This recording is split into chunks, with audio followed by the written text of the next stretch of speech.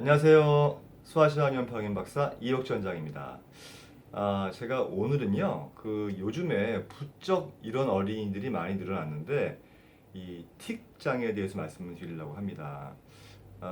그럼 벌써 부모님 중에서는 마음이 무거우신 분들이 많을 거예요. 실제로 틱 때문에 오시는 부모님들은요, 이렇게 얼굴이 항상 무거우세요. 왜냐하면, 걱정이 많이 되죠. 그죠?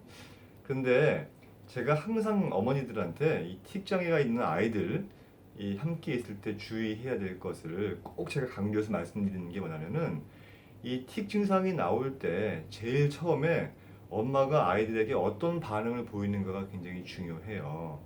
막 놀랜다거나 또는 화를 낸다거나 또는 그 버릇을 고치기 위해서 무엇인가 꾸중을 한다거나 하게 되면 아이들은 심리적으로 위축이 더 크게 오기 때문에 오히려 좋아지기는커녕 나빠질 가능성이 높아지거든요. 그래서 만약에 평상시에 다른 행동들, 이 틱장애 증상들이 나온다면 가장 중요한 거는요, 그냥 무시해버려야 돼요.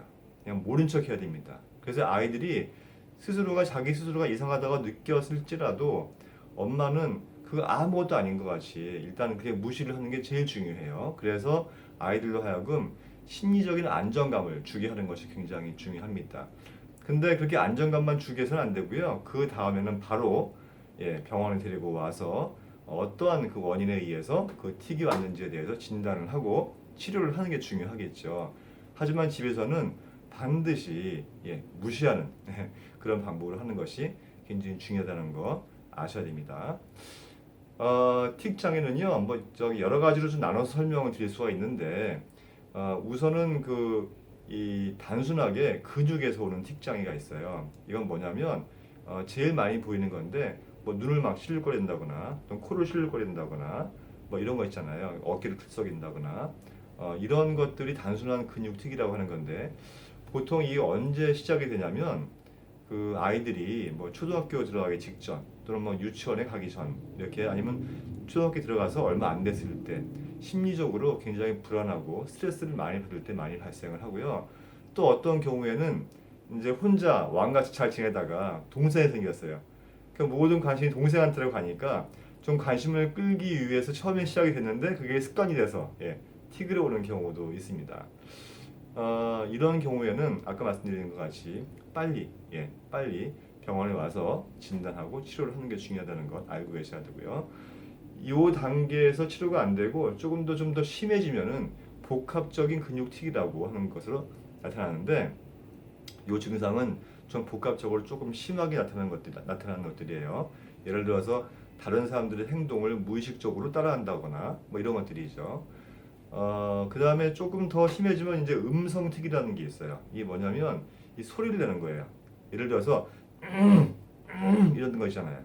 아니면 무슨 뭐 이렇게 막 코를 푸는 행동을 한다거나 막 이렇게 소리가 나는 그런 이 증상, 소리가 나는 그런 이제 틱 증상을 보이는 것이 있는데 이것을 단순 음성 틱이라고 하고 조금 더 심해지면은 또 복합 음성 틱이라고 해가지고 이거는 진짜 그 소리 나는 행동을 무의미하게 다른 사람들의 행동을 막 따라서 한다거나 무의식적으로 하는 것이죠.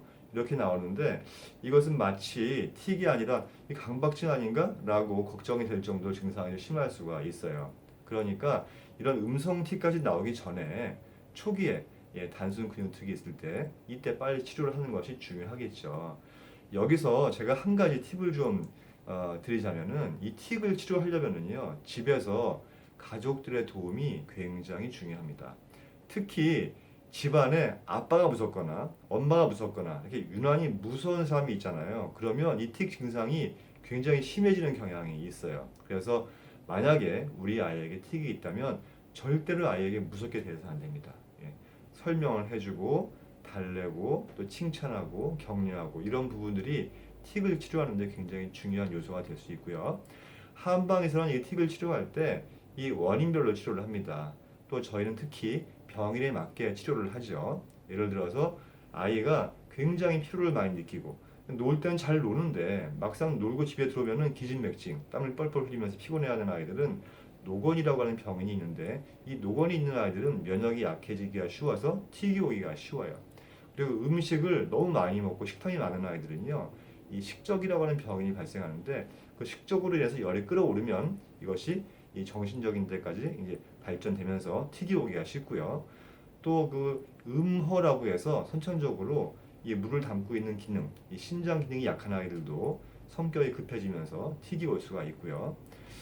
가장 많은 원인은 이제 칠정이라고 그래서 심리적인 요인이에요. 아까 처음 말씀드린 것 같이 학교에 들어가서 처음에 이제 적응이 안 될 때 나오는 증상, 교우 관계나 학교 문제에서 오는 증상들에서 틱이 발생하는 것, 이 우리가 심리적인 문제라고 해서 이건 칠정이라고 하는데 칠정은 종류가 참 여러 가지가 있어요. 예, 뭐 깜짝 놀라서 오는 거, 또 분노해서 오는 거, 근심 걱정이 많아서 오는 거, 또 유난히 겁이 많아서 오는 거. 이걸 저희가 잘 분류를 해서 치료를 하게 됩니다. 그리고 잘 치료가 안 되는 틱의 원인 중에서는 이 담음이나 어혈이 있는 경우에도 틱이 오는 수가 있기 때문에 반드시 전문 한의원에 오셔서 진단을 받아서 치료하시는 것이 매우 중요하다고 생각이 듭니다. 오늘 제가 여러분들에게 그 틱 장애, 특히 우리 어린이들의 틱 장애에 대해서 설명을 드렸는데요.